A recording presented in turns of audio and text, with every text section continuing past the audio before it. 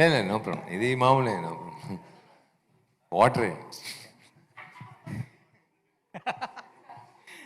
Sir అయితే యాక్చువల్‌గా మీకు ఒంట్లో బాగోలేకపోయినా హెల్త్ పాయింట్ ఆఫ్ వ్యూలో మీరు కొంచెం ఇది ఇబ్బందిగా ఉన్నా కూడా వచ్చి ప్రొడ్యూసర్‌ని సేవ్ చేయాలని చేస్తున్నారు. అయితే మీరు ఈ సినిమాను ప్రమోట్ చేసే క్రమంలో సినిమా గురించి కాకుండా కొన్ని కామెంట్స్ అనేవి చేయడం కూడా జరిగింది. ముఖ్యంగా ఏపీలో ఇప్పుడు ఎలక్షన్ హీట్ ఉన్న టైంలో ఏపీ ఎలక్షన్స్ గురించి మీరు మాట్లాడారు యాక్చువల్‌గా. ఏపీ ఎలక్షన్స్ గురించి మీరు మాట్లాడారు.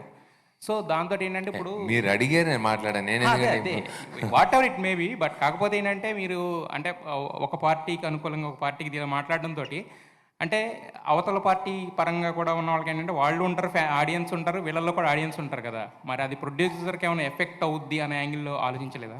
ఏమండి, నేను అదే చెప్తున్నాను కదా. ఎవరు ఈయనకి ఓటు వేయొద్దండి, ఈయనకి ఓటు వేయండి నేను చెప్పనే లేదండి. నేను మీరు రివైండ్ చేసుకుని చూడండి.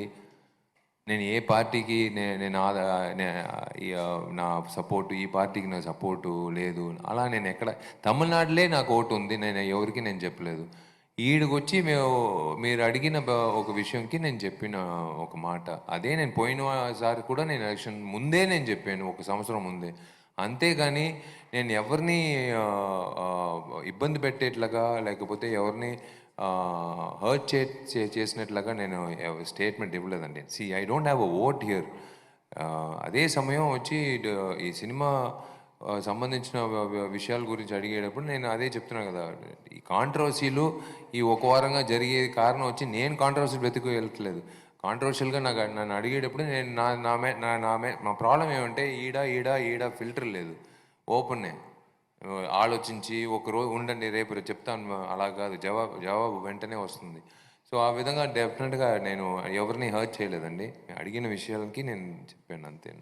అయితే యాక్చువల్‌గా మీరు కూడా పొలిటికల్ ఎంట్రీ అనేది ఒక 2 ఇయర్స్ తర్వాత ప్లాన్ చేసుకున్నారు. అంటే 2 ఇయర్స్‌లో అంటే ఏం ప్లాన్ చేసుకొని అది ఆ డేట్ అనౌన్స్ చేశారు మీరు నెక్స్ట్? 2 ఇయర్స్లో ఏం ప్లాన్ అంటే నన్ను రాకూడదని నేను ప్లాన్ చేసుకుంటున్నాను. నేను చెప్పింది మీరు అడిగారు, నేను చెప్పాను వస్తున్నాను. ఇంకొక జెండా, ఇంకొక పార్టీ, ఇంకొక రాజకీయ నాయకుడు రాకూడదనే నేను కోరుకుంటున్నాను. ఉన్నే రాజకీయ నాయకులు వాళ్ళు పనులు చేస్తే మేము ఇలాంటి మంచి వేదికల్లో ఇలాంటి అందమైన అమ్మాయిలు ఇలా చెప్తున్నారు చూడండి. ఇలాంటి విషయాలు మీలాంటి మంచి మిత్రులు ఇలా కలిసే ఒక అవకాశం, ఇలా మనం అందరినీ ఇన్ని కోట్లు ప్రేక్షకులకి ఎంటర్టైన్మెంట్ ఇచ్చే అవకాశం దేవుడు కొంతమందికి ఇచ్చారు అవకాశం. అది మేము చేస్తూ వెళ్తూ ఉంటాం. ఎప్పుడు రాజకీయ నాయకులు యాక్టర్గా మాట్లాడుతున్నారో మేము అలాంటి యాక్టర్లు రాజకీయ నాయకులుగా మారుతాం అంతే. అదే విషయం అంతే. అయితే యాక్చువల్గా మీరు ఇంతకుముందు విజయ్ గారిని కూడా కలవడం జరిగింది. ఆయన తలపతి విజయ్, మీరేమో పురచ్చి తలపతి విషయాలు కదా. సో మరి అంటే ఆయన పార్టీలో అంటే ఆయన పొలిటికల్గా మీ సినిమా ఫీల్డ్ నుంచి వెళ్ళి పొలిటికల్గా పెడుతున్నారు కదా. సో ఆయన పార్టీలో జాయిన్ అయ్యే అవకాశం ఉందా ఒకవేళ మీరు వస్తే రాజకీయాల్లోకి?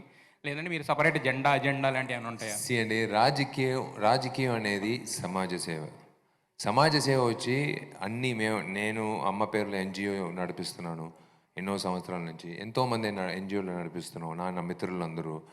మేము అందరూ కలిసి ఒకే అజెండా. తెలియని వ్యక్తులకి మంచిది చేయాలి, తెలియని ప్రజలకి వాళ్ళు కడుపు నిండా భోజనం పెట్టాలి, తెలియని కుక్క పిల్లలకి మాకు తెలియదు వాళ్ళని ఎలాగైనా కాపాడాలి. Voice for the voiceless. ఇదంతా మేము ఎన్జిఓలు చేసేది ఒకే విషయం. అదే అజెండా రాజకీయ నాయకులకు. వాళ్ళకందరికీ ఏం ఒక అజెండా, ప్రజలకి ఏం కావాలో అది చేసి పూర్తి చేయాలి. ఏం పూర్తి చేయాలి? వాళ్ళు ఏం బెంజ్ కార్ అడుగుతున్నారా, లేకపోతే బంజారా హిల్స్లో వచ్చి ఇల్లు అడుగుతున్నారా? అదంతా ఏం అడగట్లేదు. తాగడానికి మంచి నీళ్ళు కావాలి, మాకు మెడికల్ హెల్ప్ కావాలి, మా పిల్లలకి మంచి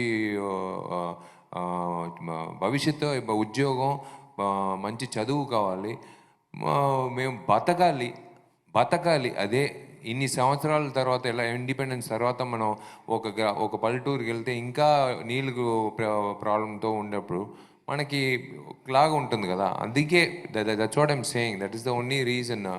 జాయిన్ అవడం, వీళ్ళతో కలిపి చేయడం, వీళ్ళతో కాంబినేషన్ చేస్తే మనం వద్దాం, అలాంటి బుర్రంతా నాకు ఇంకా లేదండి. మీలాగే నేను ఒక ఓటర్ అంతే. ఆ ఓటర్గా నా మైండ్ ఇంకా అలాగే ఉంది.